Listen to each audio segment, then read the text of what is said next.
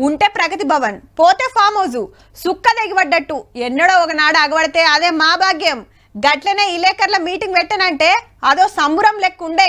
How మరి ఏడికి రాకపోవు, ఏది చూడకపోవు. ఇదంతా పాత సీఎం సార్ పద్ధతి. ఇప్పుడు తరిక మారుతాంది.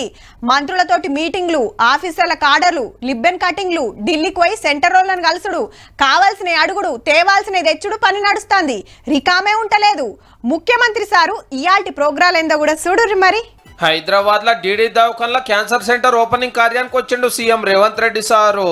30 days లోపులోనే ఈ ఫ్యామిలీ డిజిటల్ హెల్త్ కార్డ్ ని మనం ప్రజల దగ్గరకు తీసుకెళ్లాలి. అన్ని గ్రామాలలో బీపీలు, షుగర్లు, బీమాలు చెకింగ్ చేసి ఇంటోళ్ళందరికీ కార్డు ఇస్తారు. పానం సుస్తైనప్పుడు దవాఖాన్లో చూస్తే వైద్యం చేస్తానికి అల్కగా అవుతుంది అన్నట్టు. ఇది అయిపోయినాక జలసౌద ఆఫీస్కి వచ్చి నీళ్ల శాఖలో 700 మంది ఏఈలకు అపాయింట్మెంట్ లెటర్లు ఇచ్చిండు. వెనకట కట్టిన ప్రాజెక్టులు ఇంకా బంద వస్తున్నాయి. మొన్ననే కట్టిన కాళేశ్వరం అప్పుడే ఎందుకు ఇట్లా అయిందో తెలుసుకోవాలని కోరిండు కొత్తోళ్లను.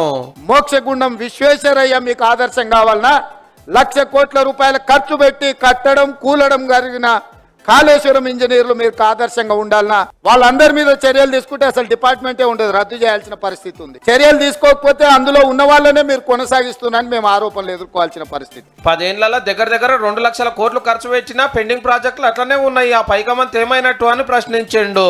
పోస్టింగ్ల గురించి పైరవులు చేయొద్దని ఇట్లా అన్నాడు. మాట్లాడకుండా వాళ్ళని తీసుకెళ్లి ఎక్కడ ఏమీ లేకుండా రోజుకు ఒకేసారి తిండి దొరికే ప్రాంతం ఏదనుంటే అక్కడ పోస్టింగ్ చేయండి. కొలువులకు ఎక్కుతున్నోళ్ళు మంచిగా పనిచేసి మీరు చెప్పిన ప్రమోషన్లు కొట్టుర్రి, పబ్లిక్ ఫాయిదా అయ్యేటట్టు చూడండి. All the best. ఈ జల్ సౌదాకి ఈ రాష్ట్ర చరిత్రలో ఇక్కడ వచ్చిన మొదటి sitting chief minister Anumula Revanth Reddy గారు.